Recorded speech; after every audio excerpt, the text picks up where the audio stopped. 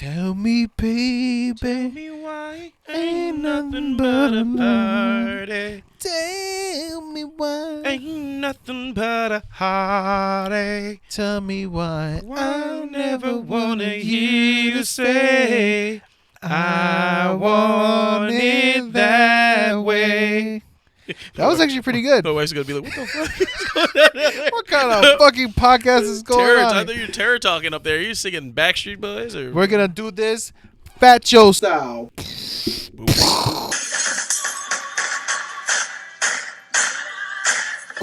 You ever saw that movie where Fat Joe's on a couch and he presses a button? Fat Joe's an accountant. No, he's in a Oh, couch. on a couch. Okay. He Yeah. presses this and a gun comes over the Yeah, couch that was and Empire. Yeah. Yeah. Bam! That just happened. I like that. So, what's up? What's up? Hey now. Big Connect. No, this is Terror Talk, and we're raw pumped up. and uncut. We're pumped up, baby. I'm going to the strip club after this.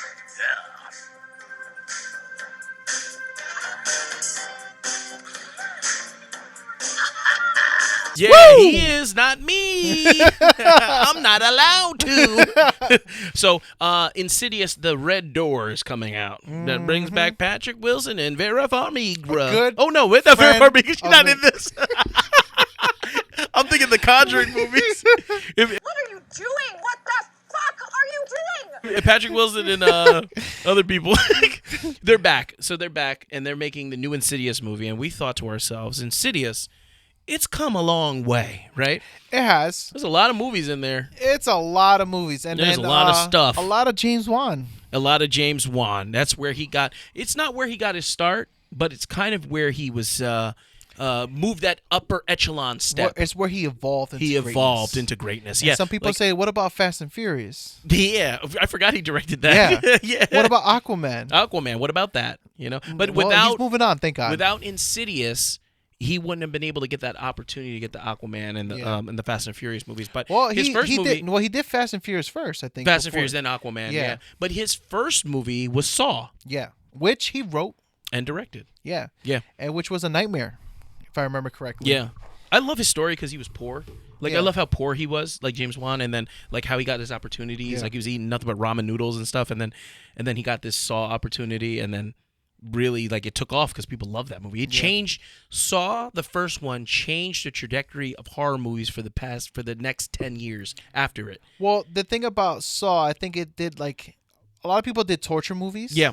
But this did it in the right way. It in a did. clever way. It's not It just, was the first one. yeah. But you're not just torturing people. Right? No, it had a doing- point. You had a point. It had a point. There's a reason. It had a twist. It I had love a twists. twist. Yeah. Have you watched Saw recently though? The first one? Yeah, the first one. I haven't seen it in a couple years. To be honest with you, I watched it. Does it hold up? It doesn't. It just didn't age well. Mm. Because you know all the other Saw movies. You're like, oh man, the Saw was a great movie. Yeah. But just I feel like the other ones are just know. And it wasn't that violent, like as I remembered it to be. Yeah, it was. Yeah. It was a lot of fluff Implied, a lot of implied violence. It's compared not. to the other Saw movies, of course. Yeah, the other Saw movies, like Saw. What the ironic part about Saw is that the first Saw, 2004, it changed the game. Like it changed everything because everything after that was so successful that every movie after that would try to mimic that kind of that kind of style, like that torture porn style. But it would go over the top. It would get increasingly more violent. Like you would see movies like Hostel, Eli Roth's Hostel. You would see movies like Train and Turistas, and then it would try to up the ante on every single type of horror movie, like in making it more and more violent. Even the Saw movies get increasingly more violent.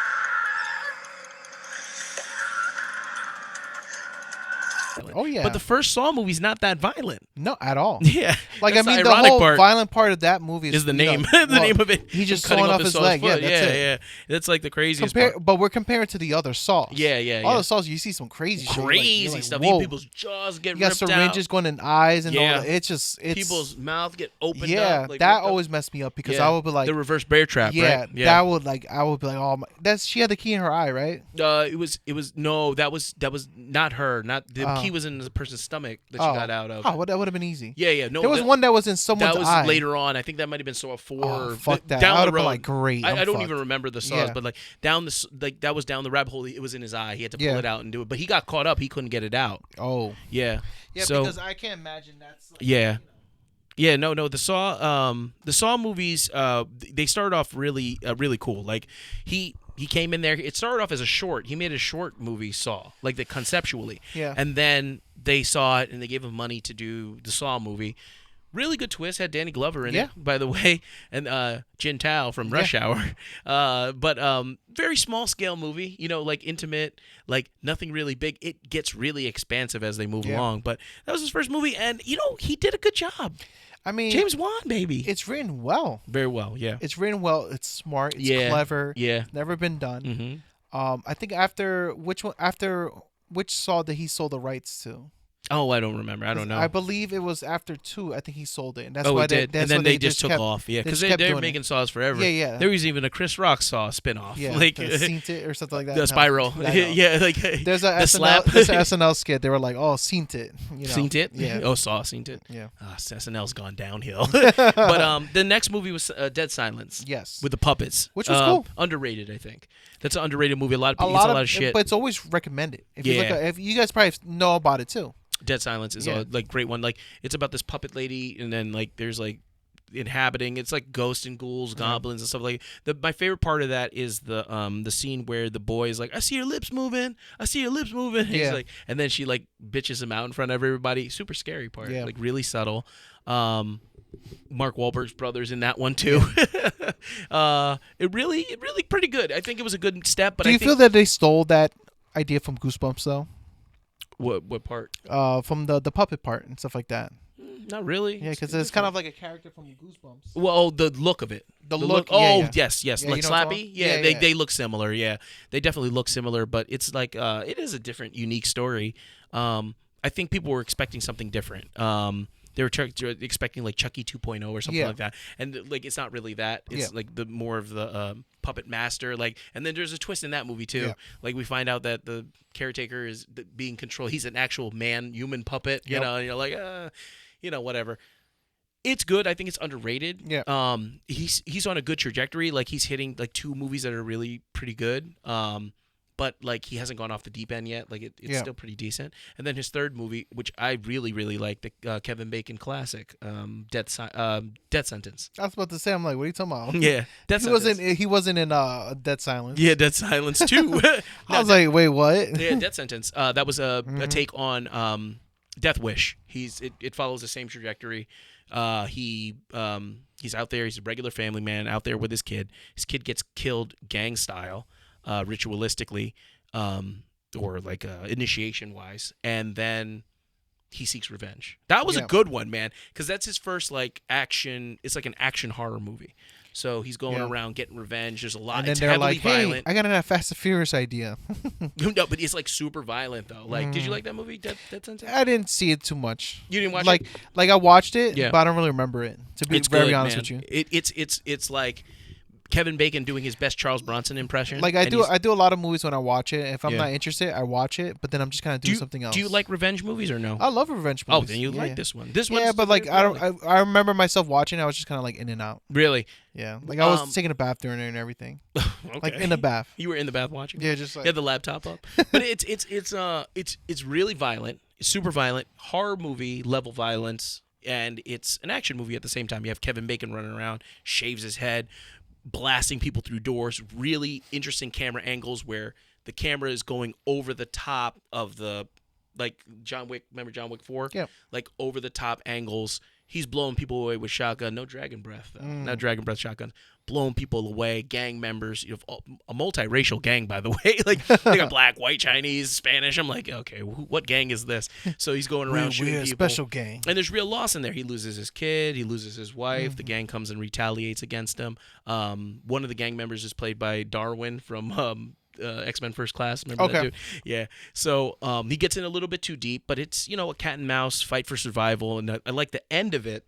He's bloodied up. He's completely like annihilated. Bruce Campbell, Kevin Bacon. He's completely annihilated, and all the gang members are dead except for the last one, the head guy. Yeah. And he's sitting down, and he goes like, man, he's bloodied. He's looking at Kevin Bacon. He's like, man, you look like one of us, man.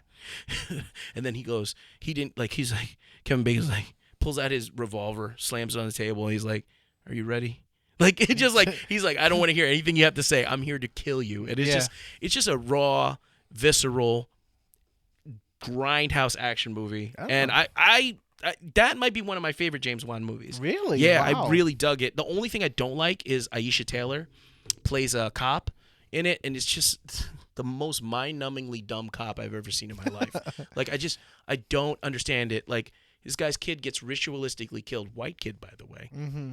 Gets his throat slit in the middle of, like, the city, like, in the hood, and, like, nobody cares. It's just like, the people who care, man. Like he's just like, you're agitating the gang. You should do this. You should do that. The guy gets off. Like, it's just like in a fantasy world. Yeah. Like, it just, and the cop is just so brain dead. I like Aisha Taylor, but she was completely brain dead in that movie. But you can see the thing about these first three movies about James Wan, you see him evolving his style. Right. Oh, well, you see his range too. You see his range, and Yeah. then you see him like he has a distinct style. Like he has a flair for action. He knows how to shoot action. He knows how to shoot horror. He knows how to film horror, and he knows how to like the utilization of practical effects. Yeah. Right.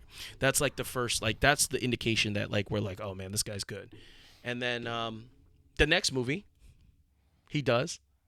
I was like Aquaman. No. That's way. I'm like looking. I'm like, well, the subject of today's video, like Insidious. That was the next movie. I don't know. No, imagine. Yeah, what's that? I'm like, I've never seen Insidious. We're like Insidious: The Red Door. So Insidious: The Red Door is coming out soon.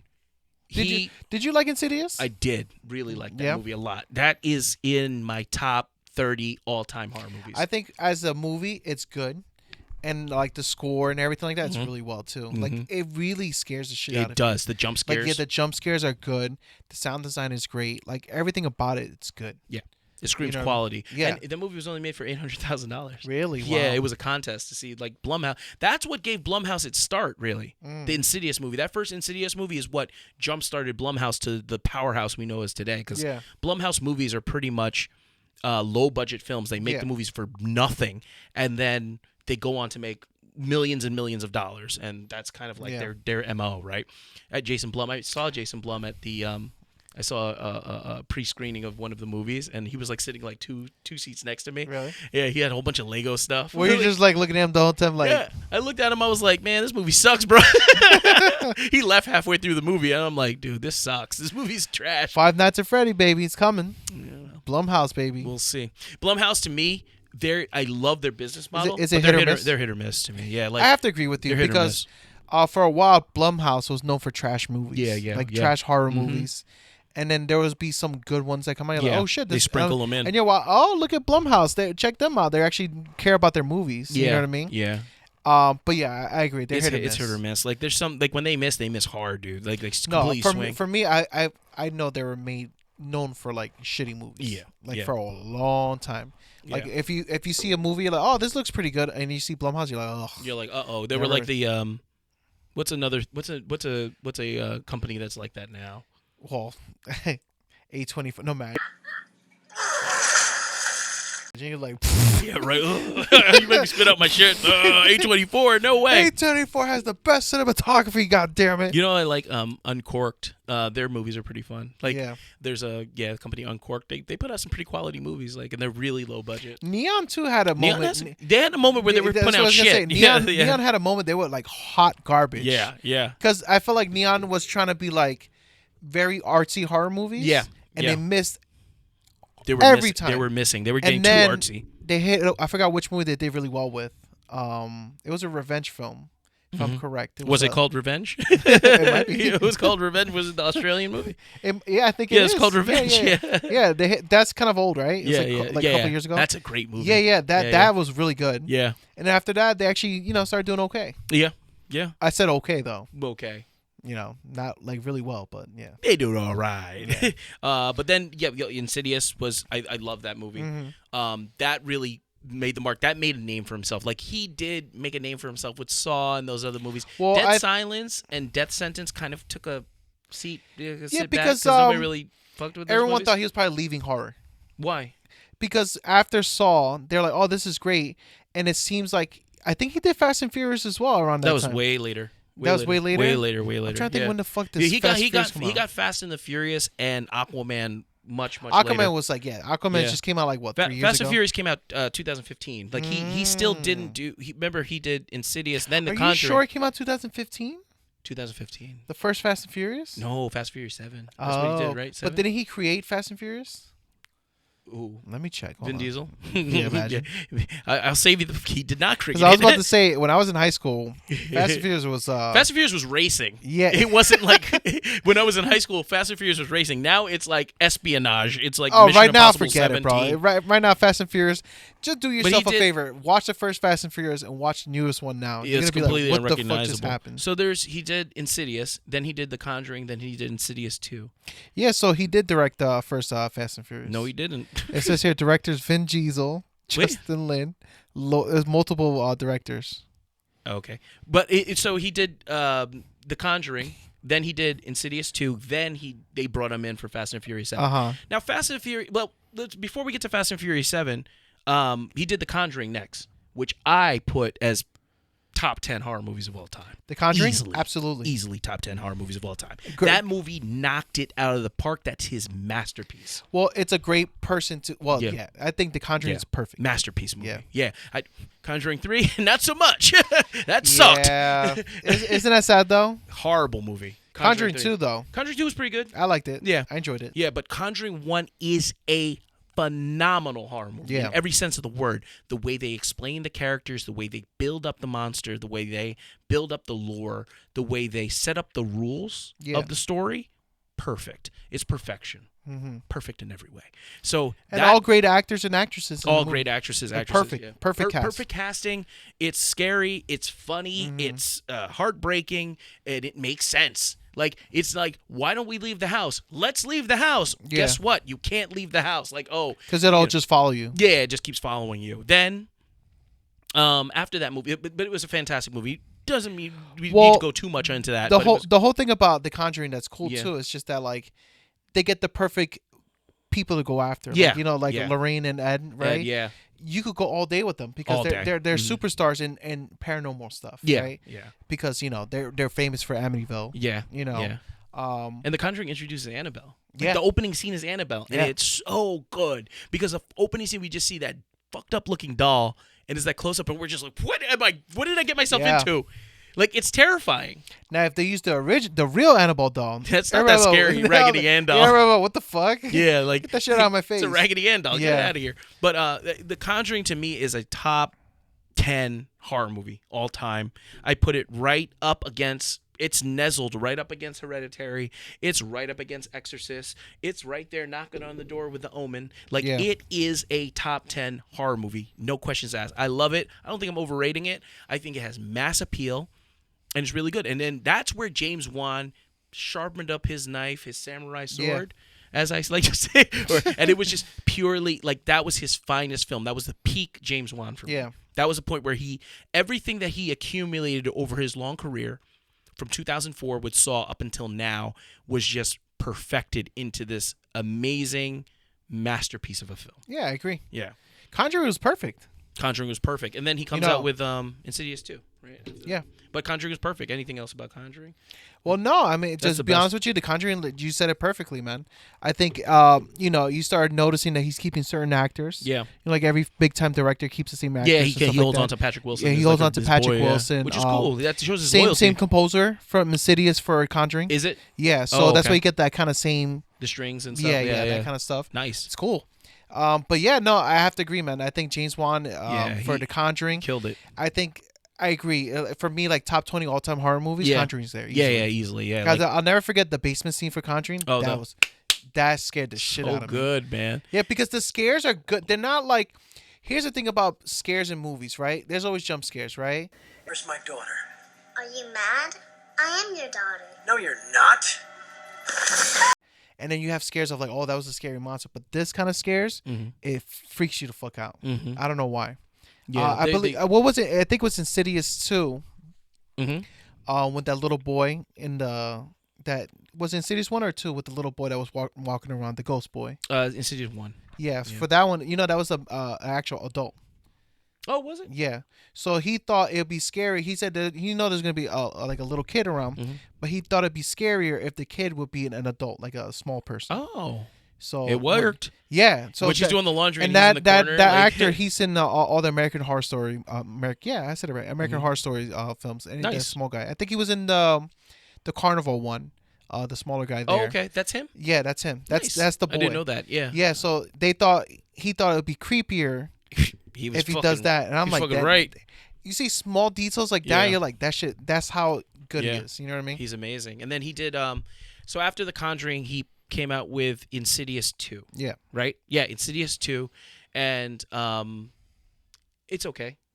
Did you like it? I mean, I thought it was okay. I prefer Conjuring over the Insidious. Well, me too. But both Insidious, 1 and 2. Insidious 2. What do you think? Insidious 2 was okay. It was okay. The whole idea of the projectile yourself into the different. Yeah. It's cool, but then there's some parts that's scary. Patrick Wilson is doing his best Jack Nicholson impersonation from The pretty Shining, much. and I'm like, yeah, all right. I mean, I had fun with it. There's some parts in that movie that's scary though. What part? Everybody talks about that demon scene that comes from behind.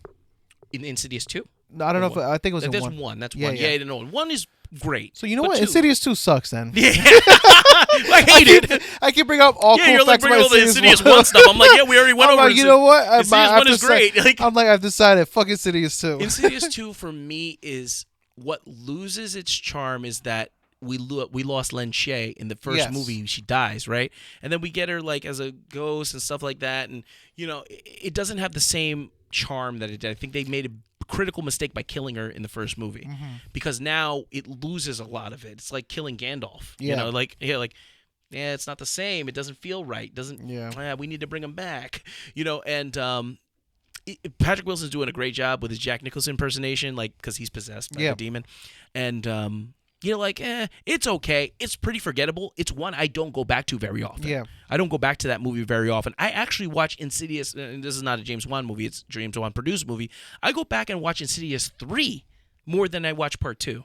Damn. Yeah, that's a hot take. I think I like 3 better than 2. And that was Lee Whannell directed that one, director of Invisible Man. He's very talented and Upgrade. But he plays Specs in the movie, the dude.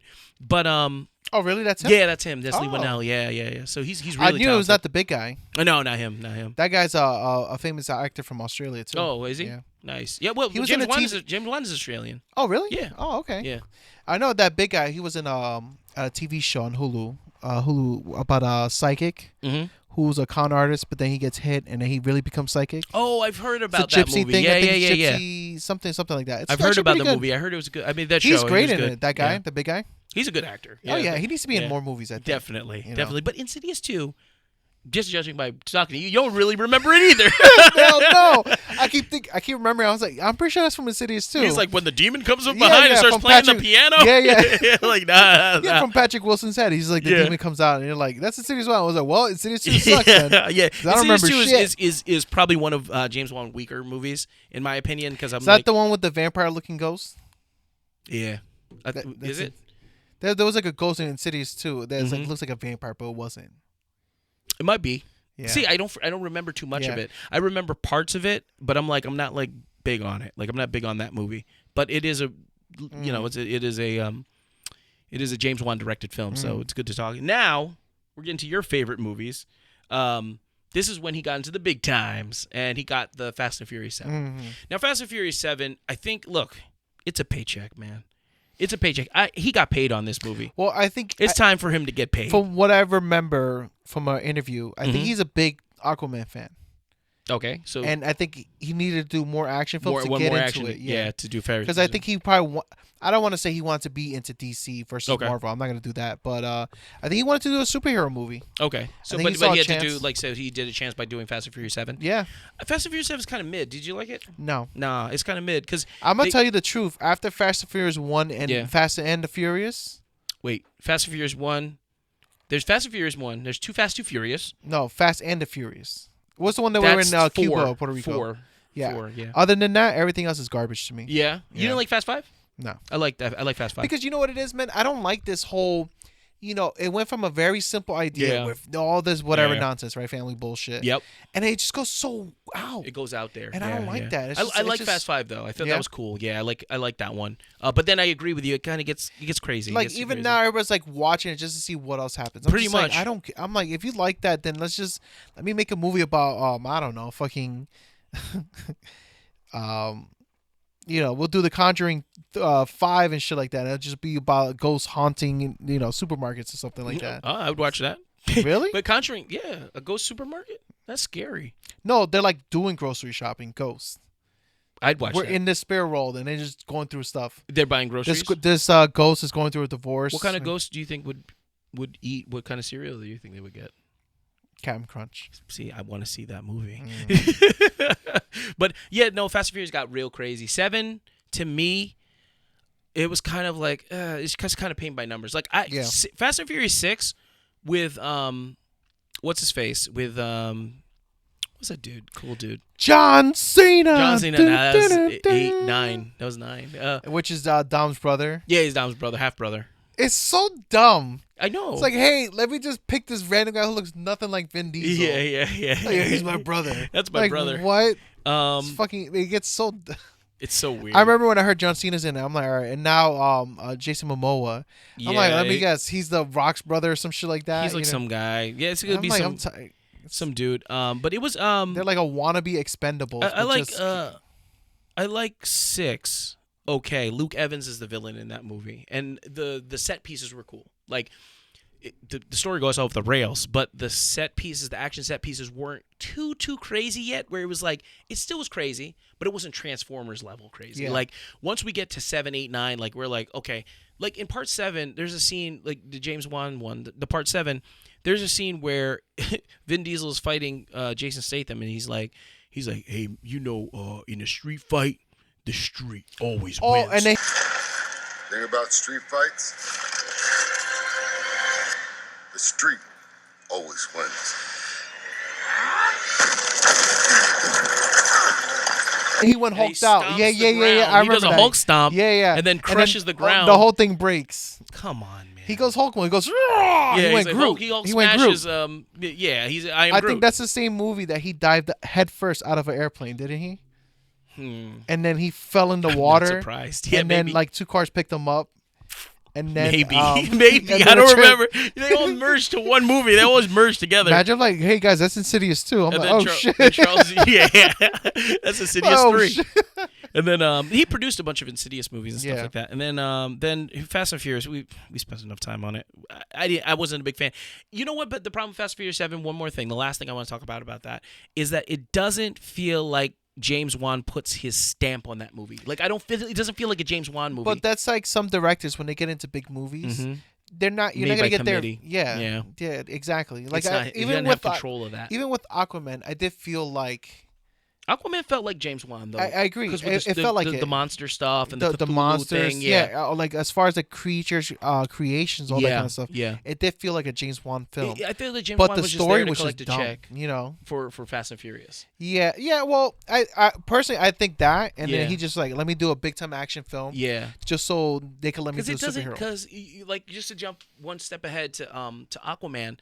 That opening scene with Nicole Kidman when she's doing the fight, like in the house, that feels like a James Wan movie. All the fight scenes, right? That feels like James Wan stuff, like his kind of action. That kind of action. But then you watch the Fast and Furious movies, it's like they're indistinguishable from all the other movies. Yeah, like, I think it's all CGI bullshit. Yeah. I think Vin Diesel's directing those movies behind the scenes. They're just putting whoever director in there. I think right now, it's just all collecting check, and I'm surprised that people are still watching these movies. I'm gonna watch. I already booked my ticket. I know you love that shit. Yeah, it's fun. Yeah, I have after one, and I catch certain ones, but I haven't seen a Fast and Furious in the movies since maybe high school. Like but Aquaman was good. Yeah, I enjoyed Aquaman. I know a lot of DC fans didn't like it.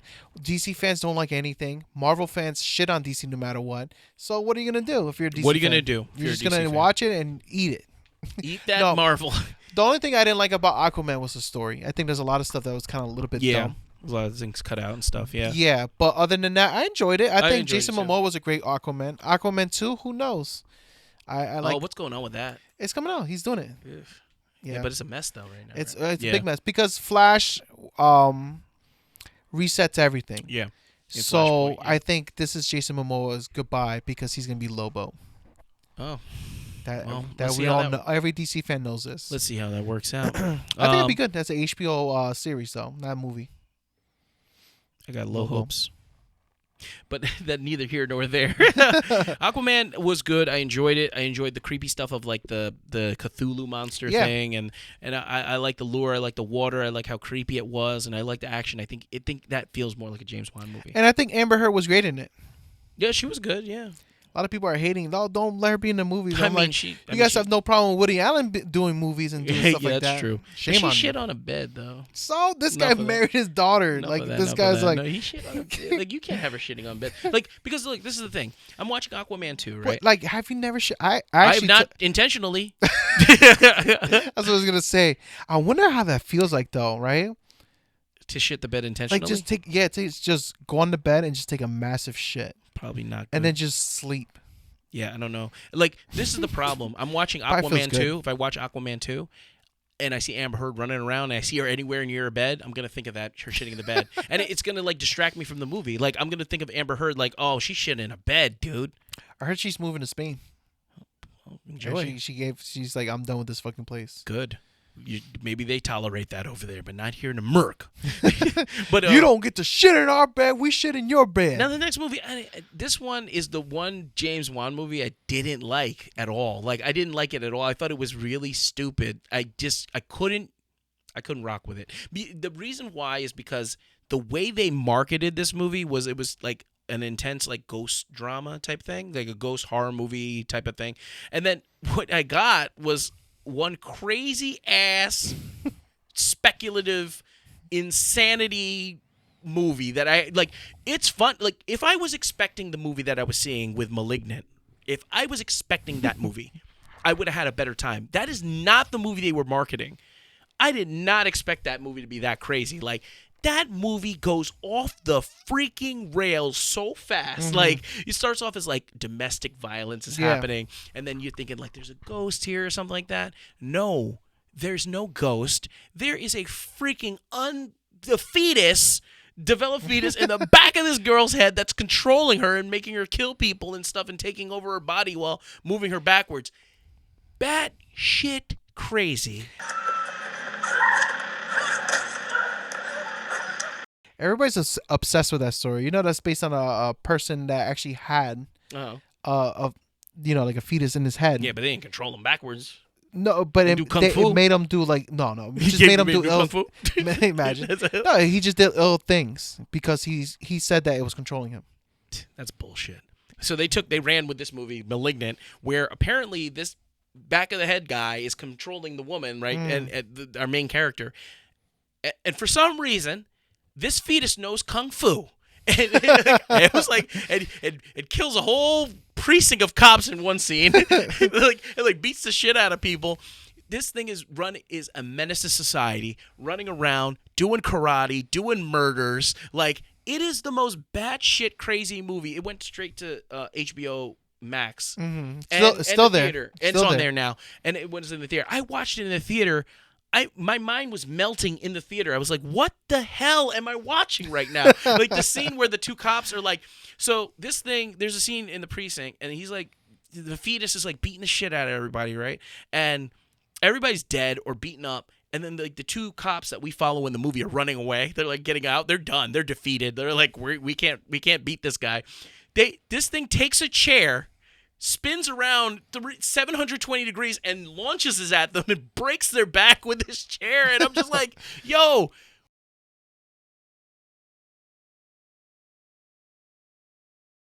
What drugs, James? What drugs were you taking when you He's made like, this movie? I'm putting a little Fast and Furious in this movie. He put a lot of, random cocaine shit. in this movie.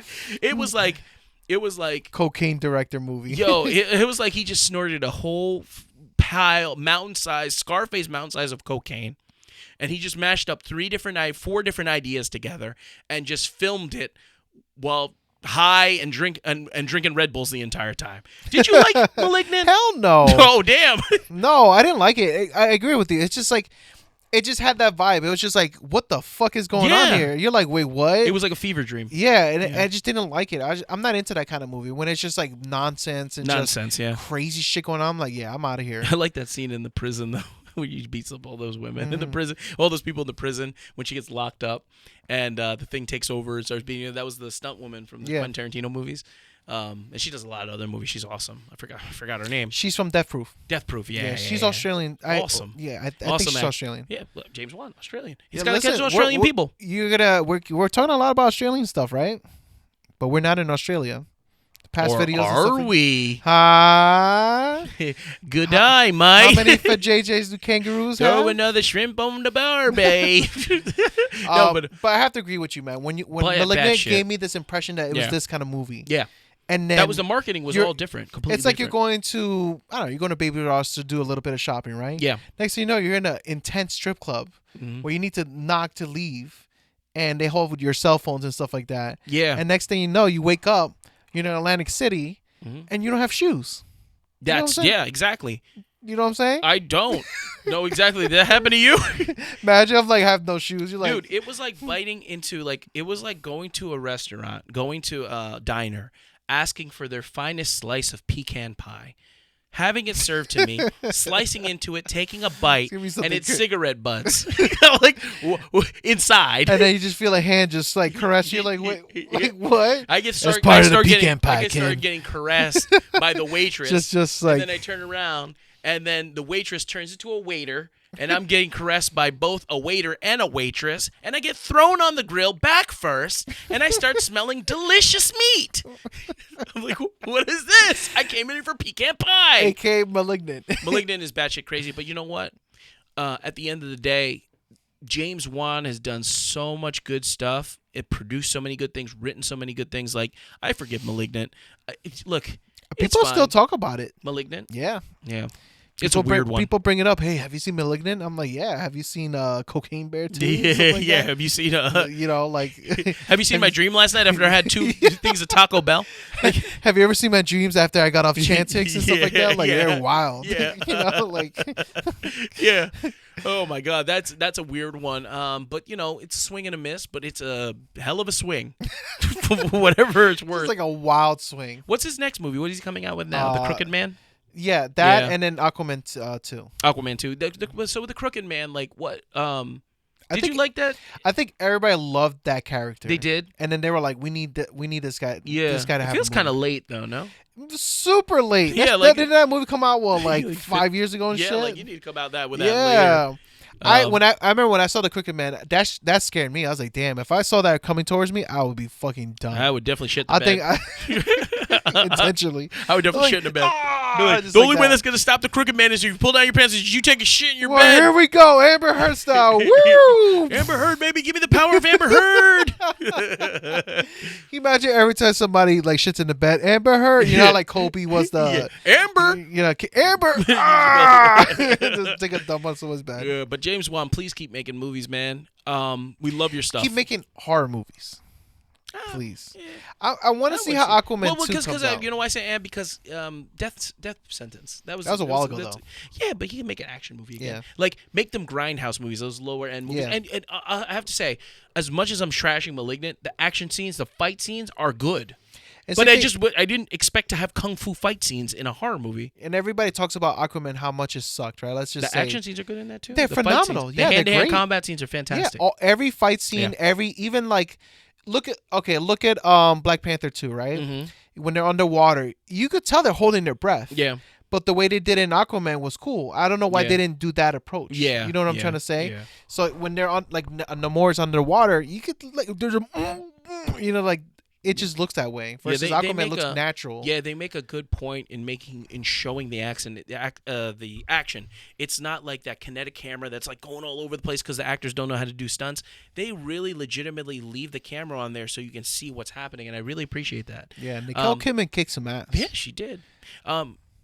She also kicks ass in those AMC commercials. I knew you were gonna say it. I was actually gonna say it, but I knew you were gonna say it. Yeah. I was gonna say I'm not watching a movie if I don't see Nicole Kidman. If I don't see Nicole Kidman telling me that to go to AMC, especially Eyes Wide Shut. You know stupid. She's telling me to go to AMC when I'm already there. She's like, you're like sitting there, and this is right before the movie starts. Right before the movie says, I'm already in AMC. We Nicole just sat through an hour of previews. Nicole, I'm already in AMC. You sold me already. You're double selling me. We're like.